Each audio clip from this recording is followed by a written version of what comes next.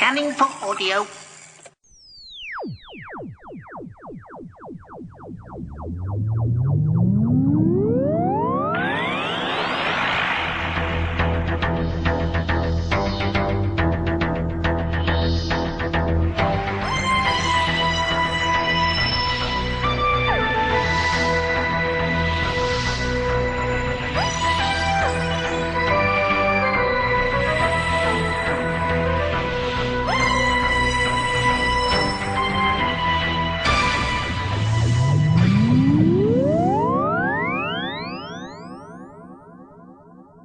Welcome once again to the Tin Dog Podcast.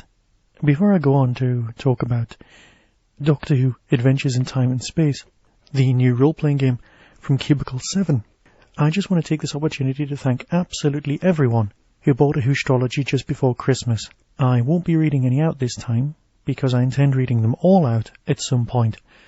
But as some of them are Christmas presents, I don't want to spoil anything with just a few days to go. There will be a show released on Christmas Day, but it won't be the review of the end of time. I love podcasting, but there's no way I'm going to be recording a show on Christmas Day. No, the special Christmas episode itself will be me reading a short story of my own writing that isn't particularly Doctor Who based at all. But either way, I hope you enjoy it. But that's a week away. Right now, it's one of the snowiest days I can remember, and I'm going to talk about the Doctor Who role-playing game. Now, I know Tennant leaves in less than 14 days' time, as of recording this message, so anyone releasing a product around now is kind of torn. Do you leave the 10th Doctor on the front, or do you delay your product a few months and then bring it out in the new year with Matt Smith? You've got 4 years of product and design familiarity with your target audience, so perhaps it's good that Cubicle 7 got the go-ahead from the BBC to use on their cover the 10th Doctor, a Cyberman, a Dalek and a Sontaran, and the TARDIS we've become oh so used to of late. The logos and the design are very nice. The brand new BBC logo adorns the left-hand side of the box, and Cubicle 7's rather minimalist logo adorns the right-hand side. Let's talk you through what you get in the box. The box itself is slightly larger than A4. It seems to be made of printed corrugated card, and has the same feel that I got age 12, opening my first red box of D&D. Yes, I'm a role-player dating back that far. This isn't the first Doctor Who role-playing game. The first one was designed by a company called FASA. The game was as complex as games were in those days. You could play the Doctor, but usually you played a Gallifreyan, often working for the Celestial Intervention Agency. There were lead figures, almost to the same standard as the Harlequin miniatures a few years ago. And some of my greatest memories of playing Doctor Who as a role-playing game come from the FASA system. It was out about 1984.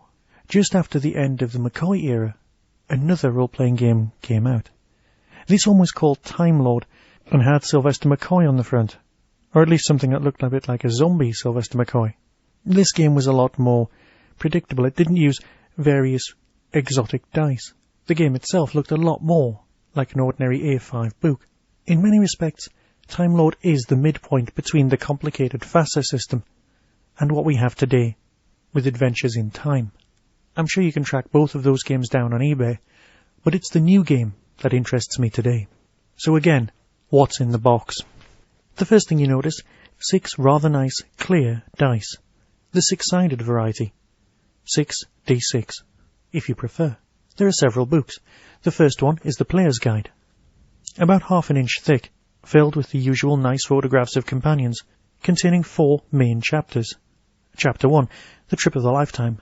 Chapter 2, The Children of Time. Chapter 3, Alon-Z. And Chapter 4, Two Worlds Collide. Basically, the first one is an introduction to Doctor Who, an introduction to role-playing, and a rather pleasant little section detailing why the game uses meters rather than yards.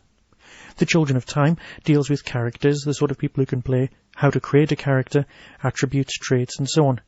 Chapter 3 is about running a game, basic rules, conflict, healing, and the like. And Chapter 4, again, how to play role-playing games, and hints and tips. It's exceptionally well written. As a first role-playing game, it's a great place to start, and not particularly complicated. The second book, as is predictable, is the Games Master's Guide. Much more in-depth, much more background, And one section that grabbed me immediately was creating a regenerated Doctor, what your Doctor would look like. And option 1 in the hair colour option is auburn. So yes, when the Doctor says, "Am I ginger?" you really could be. The third book is more of a booklet and is rather a pleasant thing. It deals with plot ideas, concepts, and basic broke-down short stories. Most role-playing games have one scenario when you buy this set, to introduce you and your players to the game. But here we have a handful, something that could really hit the ground running. This game is designed to be played almost immediately out of the box, and yet simultaneously can be as complicated or as intriguing as you want it to be. The contents of the box doesn't end there. There's a small flyer for the Games Master screen, which I'm sure, like me, you'll be making your own, and a book which is due out early on next year, Aliens and Creatures. The universe teems with aliens and creatures beyond imagination. Why do they always say beyond imagination? I've always wondered that sort of thing. They're quite clearly not. This expansion pack brings you all the information you need in the game to bring them to life. As well as these two, I am aware that there's going to be a Defenders of the Earth expansion pack coming out soon, which will deal almost exclusively with UNIT, but I'm sure Torchwood and Sarah Jane aren't far behind. Many of the old-fashioned role-playing games you used to have to copy out painstakingly by hand or try and go to the library and use the photocopier to get character sheets. Here you actually get some with it. Not only do you get a handful of blank character sheets in order for you to create your own, and for that I'll come back later, you actually get some basic character sheets, not of classes like you would get in Dungeons & Dragons or the other similar games like Fighter and Cleric and things like that. No, here we have very basic character beginning sheets, things like students, musicians, medical doctors, as well as a handful of character sheets for characters actually taken from the show. That would be the Doctor, Rose Tyler, Donna Noble, Martha Jones, Captain Jack Harkness, Mickey Smith, Sarah Jane Smith, and of course, K9. Beyond that lies a sheet of gadgets that you can use throughout the story, things like sonic screwdrivers and sonic lipstick and the like. And at the very bottom of the whole box, there is a sheet of small cardboard things. Well, they're called story points, and they are intriguing because they look like the sort of thing you would use in a game of Risk or some other board game. But that's not what they're for here at all. Underneath that, when I unpacked my box, rather oddly, is a sheet that says read this first, in order, if I've lost most of you, to explain a little more about role-playing, and to answer the questions of those people who've said, how does the system work? I'm going to read from this right now. Read this first. How to play. Where's the board? First off, don't worry. There's a good chance that this will be unlike any sort of game you've played before. You've looked through the box, and the first thing you've said is, where's the board? Doctor Who, Adventures in Time and Space, doesn't use a board. The adventures you'll be playing are going to be so huge and varied that no board could ever do them justice. If this is your first game, you don't really need to read those huge books to play. You can just read this, the rules summary on the next couple of pages. Maybe check out the example of play on page 7 of the Player's Guide. Then choose a Games Master. They'll be the one in charge of the game and the story, and the Games Master should read this as well, and read through the first adventure in the Adventures book. How do I play? In the game, the players pretend to be the Doctor and his companions, and the adventure across time and space, stopping alien invasions, putting an end to evil, and experiencing the marvels of the universe. Anything the Doctor has done can be accomplished in this game, and far, far more. Each player takes on the role of a character, whether they are the Doctor and companions that you're familiar with, or new characters of your own devising. It's up to you. One player doesn't take on the role of a character. They take control of the story and help to adjudicate the rules. This person's called the Games Master. The Games Master may have to familiarise themselves with the rules and the plot of the first story, but otherwise you can have a go at playing straight away, and as you get the hang of it, you'll quickly find out you can do just about anything, and the Games Master will quickly be creating new and exciting adventures for the players. There are no winners, no losers. You don't compete with each other. In fact, you all help each other to create the best story and adventure you can, and you have a great game in the process. Fun and excitement for all. Game sessions can last an hour or two or even longer if you really get carried away, though it helps to have a break every now and then for a cup of tea and something to eat. You see, this is the role-playing game that likes a nice cup of tea. Again, it goes on to explain what a games master is and what you need to play, which is basically these rules, some pencils and some paper. The sheet then goes on to describe the character sheets, where you have attributes, skills, traits, similar in many respects to other RPGs. But remember, these are all paper-based. This is not on computer, although I'm sure people will be playing on Skype in real time. Attributes. There are 6 attributes: awareness, coordination, ingenuity, presence, resolve, and strength. Each attribute has a value ranging from 1 to 6, though some alien characters may go higher. The higher the number, the better they are. Skills. There are 12 skills. This is what the character's learned abilities, whether they know about history, law, science, medicine, gadgets, technology, or how to drive or fix a TV, or carve a boat. These skills have numbers next to them, just like attributes. The higher the number, the better. Finally, traits. Traits are listed nearby, and they give the character a little flavour and sets them apart from each other. This sheet then leads into doing stuff. Doctor Who Adventures in Time and Space uses the same basic rules for all actions, whether it is fighting, out-talking, research, creating some pseudo-scientific device, or piloting the TARDIS. It's all the same basic rules. The basic rule is attribute plus skill plus 2 6-sided dice equals result. You try to match or beat the difficulty of the task. And that's it. That's how the system works. So all of those people have been messaging me, asking me how things work. The only point worth mentioning is story points. These are the little tokens which are in the back of the box. You get given a certain amount of these, as allocated by the Games Master at the beginning of the game. You use these tokens to buy extra dice rolls to help you in moments of stress or when you need them. It's a very, very nice and elegant system, something I'm very fond of, and I do look forward to playing it at some point. Only then will the true nature of the game come to fore. But looking at this set, it's well worth spending your hard-earned money. So perhaps in the new year, when you're waiting for Matt to come along, you can nip to the shops or mail order this particularly lovely piece of merchandise, and you can play the games for the stories you've always thought, what happens if the original Cybermen meets the new Cybermen? Or why couldn't I have Doctors 9, 10 and 11 all meeting Doctor 8 in order to defeat him to bring about the end of the Time War? Hell, you could do the entire Time War, because there's nobody telling you not to, and everybody's Time War is going to be different. Now, I know people who play D&D have a certain reluctance to play certain aspects of this game, because when you're playing games like that, you start as a very low, weak character, and you spend years building them and working on them until they become very powerful.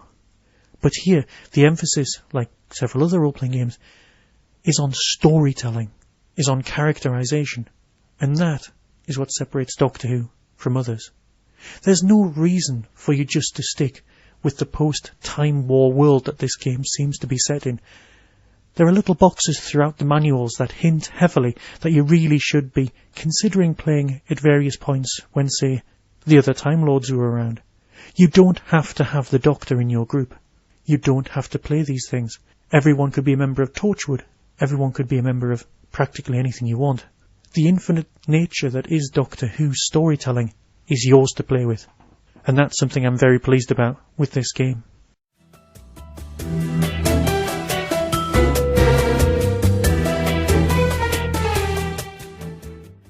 It's been a while since I've discussed anything by Big Finish, and that's a massive oversight on my part.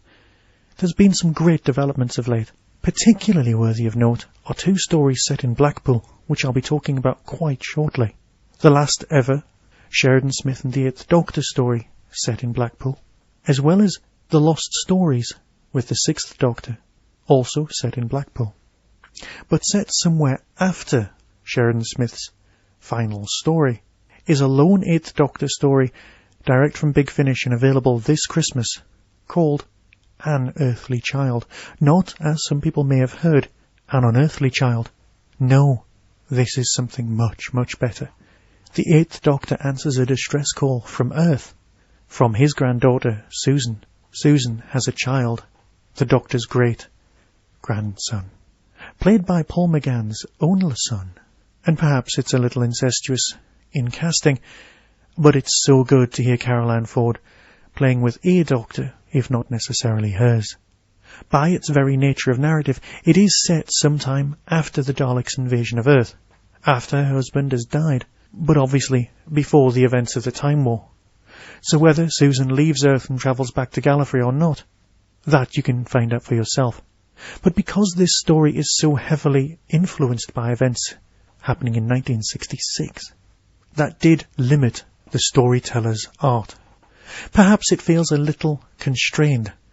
The aliens themselves actually do sound mechanical and almost poetically like a plot device. This has been used to their advantage, and it is a very nice, if short, story. It's also one of those stories that you can't talk about too much without giving too much away. So here's the trailer. Available now to Big Finish subscribers. An Earthly Child. I came out here to watch the moon. There, another flash. Lunar base? And again. They're busy tonight. I wonder what they're saying. Freedom for students! Freedom for students! This is Susan Campbell on the planet Earth. Help is required. There are no aliens. Not for 20 years. Apart from the slithers. I hear you, Susan. I'm the Doctor. Pleased to meet you. Oh, you're new. Sorry. And the Daleks will be laughing. Mrs. Campbell is talking sense. The rest of you could at least listen. His voice. There was something about it. I thought I recognized... Give your full name and planetary origin. You have stolen my property, my TARDIS, and I want it back. My name is who?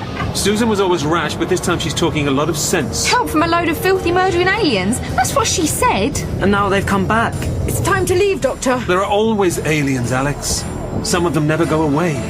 What's that supposed to mean? Police! Get out now! Run, Holly! Ah! Get off me! Technology was thrown back 200 years. And since then, crops have failed, civil unrest is growing. We're still finding people hiding in caves. Fire at that thing! Bring it down! Stop shooting! This one for requisition. But you can't be. Can you? Can't I, Susan? But is it you? Subscribers get more at bigfinish.com. And so with that, I'll bid you farewell and say Merry Christmas. Shortly I'll be talking about The Long Game, about 2 trips for the Third Doctor's made to Peladon just before those DVDs come out. Oh, by the way, it looks like the Peladon story box set is coming out on the 18th of January rather than the 4th, so perhaps it's best if you save some of that Christmas money and perhaps even spend it on the RPG and save up some more for that lovely Peladon box set later on. I'd like to thank each and every one of you for listening to the Tin Dog Podcast and say Merry Christmas and be seeing you.